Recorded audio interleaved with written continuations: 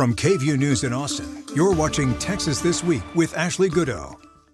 Good morning. The Texas House Democrats are out of the state, breaking quorum to fight congressional redistricting. And that's the big story, dominating not only Texas politics, but national politics this week.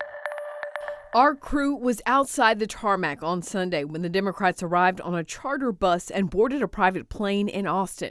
The move, Democrats say, was their only option to stop a vote set for Monday to redraw the congressional district map in such a way that 5 Democratic seats would flip and turn Republican, meeting a direct request from President Donald Trump to help the GOP maintain its majority in the 2026 midterm election. When the House gavelled in on Monday, a quorum wasn't present, and Speaker of the House Dustin Burrows wasted no time taking action. Some of our colleagues have fled the state in their duty. They've left the state, abandoned their posts, and turned their backs on the constituents they swore to represent. They've shirked their responsibilities under the direction and pressure of out-of-state politicians and activists who don't know the first thing about what's right for Texas. To be absolutely clear, leaving the state does not stop this House from doing its work. It only delays it. And every day this chamber is unable to act, the cost grows. In response to this dereliction of duty, and pursuant to the rules of the House, I am prepared to recognize a motion to place a call on the House and any other motions necessary to compel the return of absent members. Should such a motion prevail, I will immediately sign the warrants for the civil arrest of the members who have said they will not be here.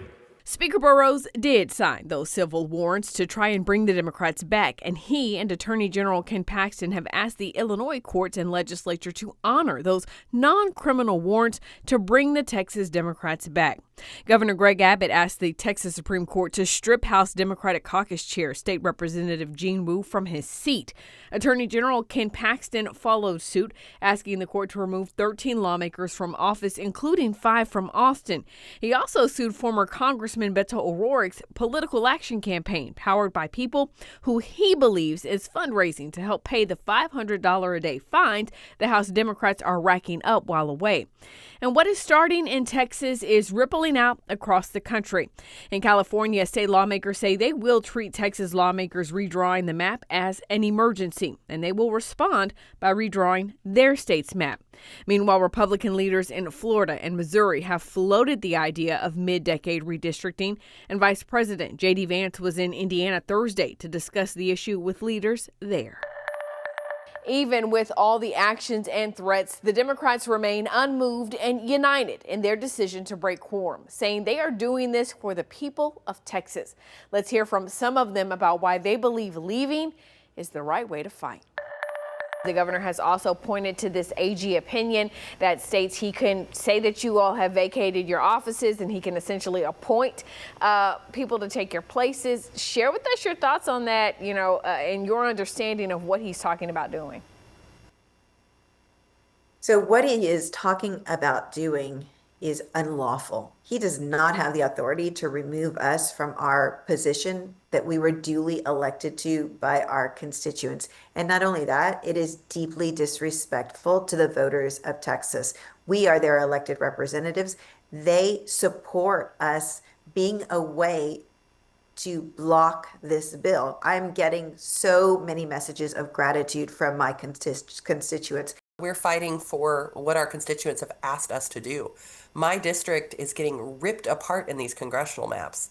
And I had a town hall on Saturday where 250 of my constituents came out to fight back against these maps and overwhelmingly asked me to break quorum and leave the state. So we are representing our constituents. Make no mistake about it, we are running from nothing. We see the danger that is coming, and we are running straight for it. Please know that last week, Texas Republicans, in their effort to try to appease the entitlement of Donald Trump, have tried to steal 5 congressional seats from the voters of Texas. This is not the first time we have seen folks try to appease Donald Trump. You all remember that Trump called Georgia and asked them and said, boys, I need 11,000 votes. To their credit, those Republicans said, no, we're not doing that. That crosses a line. When Trump called Governor Greg Abbott and Texas Republicans and said, boys, I need you to steal 5 seats, they said, does July work for you? Well, it does not work for us as Texas Democrats, because we recognize that this is not just about Texas. This is about ensuring that the voters get to determine the outcome of their next election. We are now facing threats. The threat that we're going to lose our jobs, the threat of financial ruin, the threat that we be hunted down as our colleagues sit on their hands and remain silent as we all get personal threats to our lives. When people show you that they are more concerned with keeping the job than doing the job, you know that they are not worthy of public service. Tell us as much as you can about what happened this morning. You know, we were awoken to an alarm going off throughout the hotel, telling people that a bomb threat had been made on the hotel property and that we needed to evacuate immediately. Very similar if you've experienced a fire alarm going off with warnings, but it was specific that a bomb threat was made. We spent about 2 hours outside. I'd like to thank Governor Pritzker, law enforcement, and the hotel staff. They showed real leadership, something that we lack in Texas from our governor. They showed real leadership, and they made sure that we were safe and the facility was safe, and they're now doing everything they can to ensure that we stay safe. So just a big thank you to all of them. You know, obviously, this is not the first time that you have participated in a quorum break, but certainly something to this extent seems, you know, extreme. Talk to us about your reaction to all of this, knowing that there are now bomb threats being made against you guys. You know, it's disturbing, it's shocking, but it's not surprising. When you have a governor that is fanning the flames with rhetoric about locking us up and dragging us back to the Capitol, and you have an attorney general in Ken Paxton who has called on people to hunt us down, it's not surprising that this type of stuff is happening. Their sycophant supporters want to please them, just like they want to please Donald Trump. And so they're doing these actions and they're putting people's lives at risk. We are having a political fight. We're having a political debate. We are using our constitutional right to break quorum, and that's what we're doing. What they are doing is now taking it from a political conversation and using violent rhetoric that puts everybody at risk. It needs to stop. The governor, the attorney general need to make public statements demanding that the actions of this morning never happen again.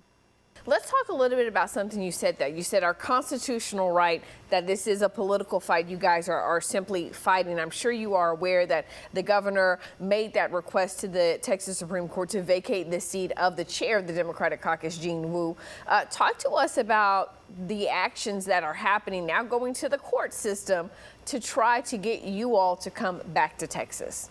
Yeah, I saw that he and the Attorney General Ken Paxton were having a catfight about who had the authority to go to the court and do that action.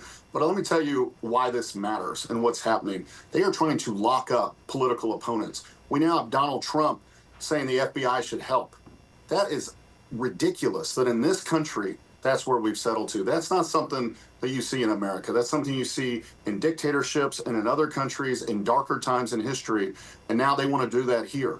We have to continue to stand up and resist that. All Americans, all patriots should be disgusted by the actions of Greg Abbott, Ken Paxton, and Donald Trump.